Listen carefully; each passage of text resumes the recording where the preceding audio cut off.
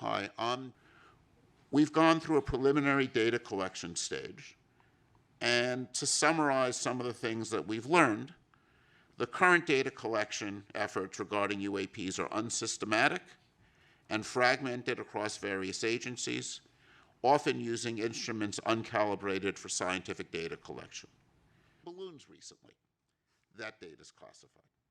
And that's because of a desire to not reveal. The current existing data and eyewitness reports alone are insufficient to provide conclusive evidence about the nature and origin of every UAP event. They're often uninformative due to lack of quality control and data curation. To understand UAP better, targeted data collection, thorough data curation, and robust analyses are needed. Such an approach will help to discern unexplained UAP sightings, but even then, there's no guarantee that all sightings will be explained. For convening today's UAP independent study public meeting and inviting me to continue to participate. I also emphasized to Congress that only a very small percentage of UAP reports display signatures that could reasonably be described as anomalous.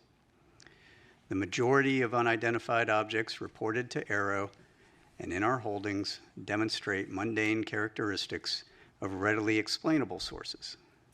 While a large number of cases in AARO's holdings remain technically unresolved, this is primarily due to a lack of data associated with those cases.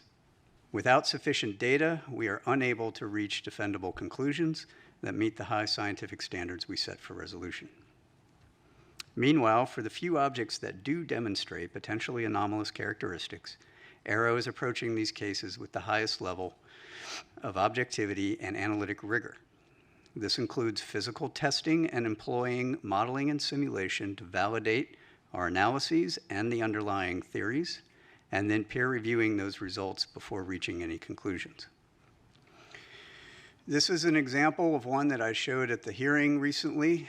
This is a spherical orb, metallic, in the Middle East, 2022, by an MQ-9.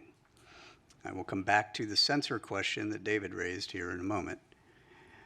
This is a typical example of the thing that we see most of. We see these all over the world, and we see these in making very interesting apparent maneuvers. This one in particular, however, I would point out, demonstrated no enigmatic technical capabilities and was no threat to airborne safety.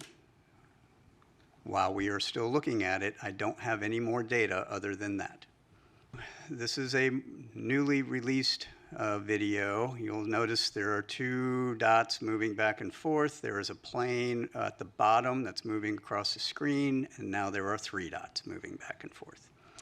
The moving back and forth is from the sensor and the platform that's collecting it. This is a P3 on a training mission in the Western United States. They picked these up and they tried to intercept and was unable to intercept them. The reason they couldn't catch them is because after further analysis, it was shown that those objects were actually much farther away from the P3 than they thought. And in fact, when we went even deeper, looked at air traffic control data, we were able to match those to aircraft on a major flight corridor heading into a major airport for landing. This is the kind of thing that can spoof and or provide misperception of both very highly trained pilots as well as sensors. Anomalous characteristics. What numbers are we talking about? How big is your data? At the time of my open hearing, we were at 650 cases-ish. We are now over 800. Analytics when we report out. But the numbers I would say that we see are possibly really anomalous are less than single-digit percentages of that total database. So maybe 2 to 5-ish%. That it is really disheartening to hear of the harassment that our panelists have faced online, all because they're studying this topic. NASA stands behind our panelists, and we do not tolerate abuse. Harassment only leads to further stigmatization of the UAP field, significantly hindering the scientific progress and discouraging others to study this important subject matter.